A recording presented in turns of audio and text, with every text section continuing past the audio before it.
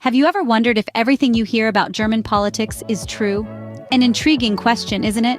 German politics, with its layers of complexity and unique structure, tends to be a subject of global interest. Yet, with this intrigue often comes a variety of misconceptions. In an era where information is at our fingertips, it's easy to be swept away by half-truths and unfounded rumors.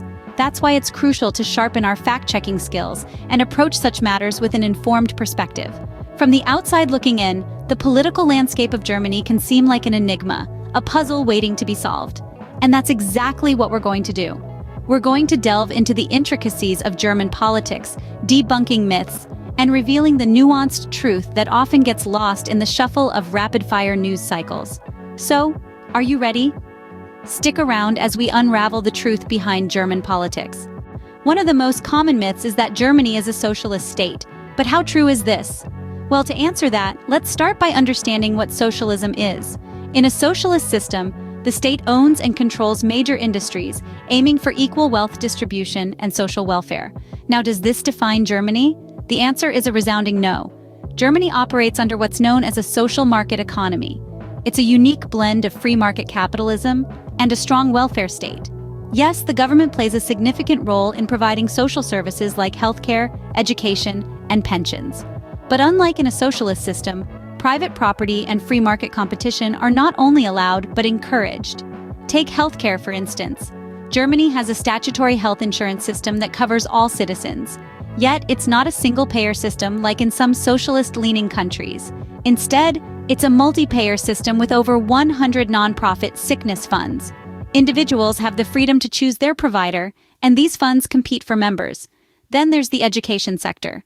Germany provides free education up to the university level. However, this doesn't mean the state controls all educational institutions. There are plenty of private schools and universities, and they coexist with public ones. Let's not forget the backbone of Germany's economy, its robust private sector. The country is home to globally recognized brands like Mercedes-Benz, Adidas, and Siemens.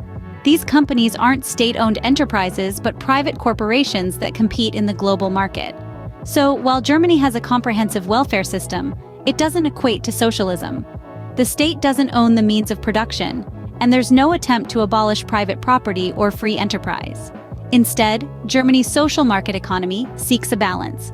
It aims to combine the benefits of a free market system with the social protections that ensure a high standard of living for all citizens. So, Germany is not a socialist state, but rather a social market economy. Scene script. Another widespread myth suggests that the Chancellor is the only one making decisions. Let's examine this. Germany's political landscape is built on a complex federal system that ensures a balance of power. This system is designed to prevent any single individual or entity from having absolute control. It's like a well-oiled machine, with each part playing a pivotal role to keep the entire system running smoothly. Firstly, we have the Bundestag, Germany's federal parliament. The Bundestag is directly elected by the public and is the heart of Germany's legislative process. It's here where laws are proposed, debated, and passed. The Chancellor may propose legislation, but it's the Bundestag that has the final say. Next up, there's the Bundesrat, which represents the 16 federal states of Germany at the national level. The Bundesrat reviews and approves legislation that affects the states, ensuring that their interests are taken into account. This means that even the Chancellor's decisions are subject to the approval of the Bundesrat if they impact the states. Then, there's the Federal Constitutional Court, Germany's highest court. This court has the power to declare laws unconstitutional, adding another layer of checks and balances. The Chancellor, like everyone else, is subject to the rule of law and the decisions of this court. This triad, the Bundestag, the Bundesrat, and the Federal Constitutional Court, ensures a democratic process where the Chancellor is not the sole decision-maker. In fact, the Chancellor must effectively navigate this intricate system and build consensus to implement their policies. So, the myth that the Chancellor alone holds the reins of decision-making in Germany is just that, a myth. It's a misunderstanding of a complex, multi-layered system designed to distribute power and prevent autocracy. As we can see, decision-making in Germany is far from being a one-person show. Many believe that Germany's green energy transition, or Energiewende, is a complete failure. Is it? Let's take a step back and look at what the Energiewende really is.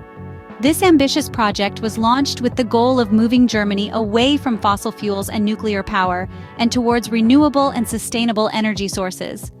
The vision was to create a green, clean, and economically viable energy model that could serve as an example for the rest of the world.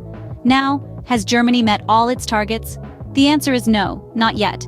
But let's not forget, this is a monumental task. It's like trying to change the course of a mighty river. It won't happen overnight. Germany has faced numerous challenges in this transition, from technical issues to economic and political hurdles. However, to call the Energiewende a failure would be a gross oversimplification. Germany has made significant strides towards its green energy goals. As of 2023, almost 40% of Germany's electricity comes from renewable sources. That's a far cry from a failure, wouldn't you agree? Yes, there have been setbacks. The phase-out of nuclear power was faster than anticipated, leading to a temporary increase in coal use. Some critics point to this as proof of the Energiewende's failure.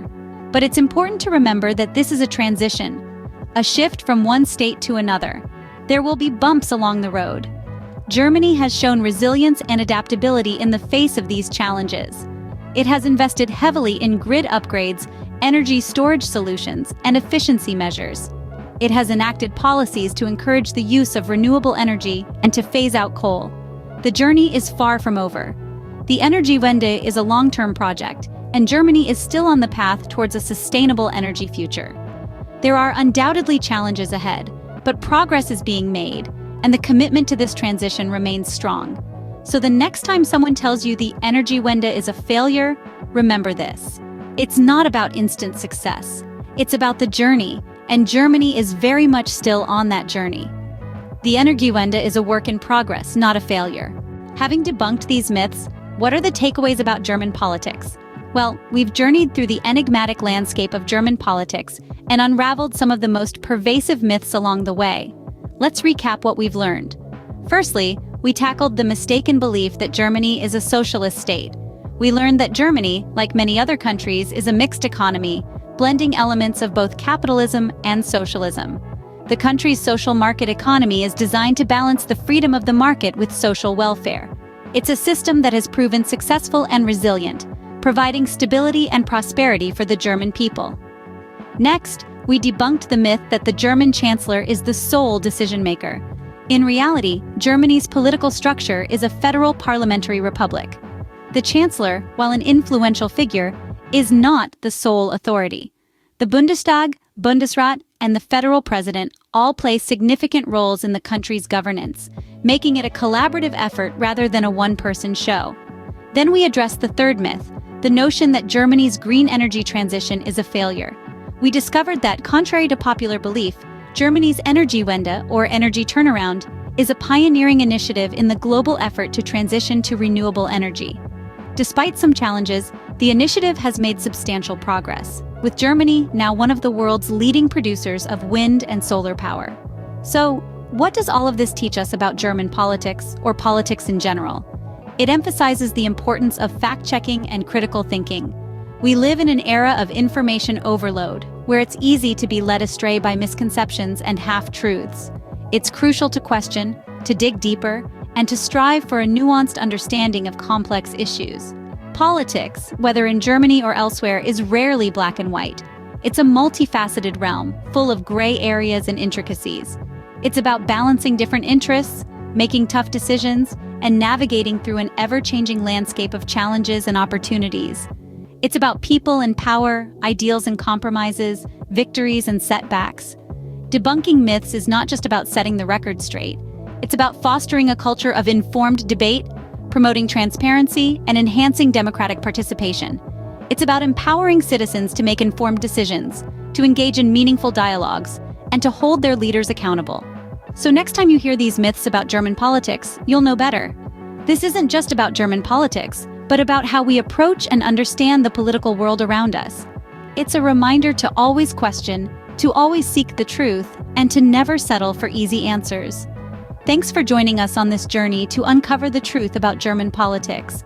Let's continue to challenge misconceptions, to seek understanding, and to strive for a world where facts triumph over fiction.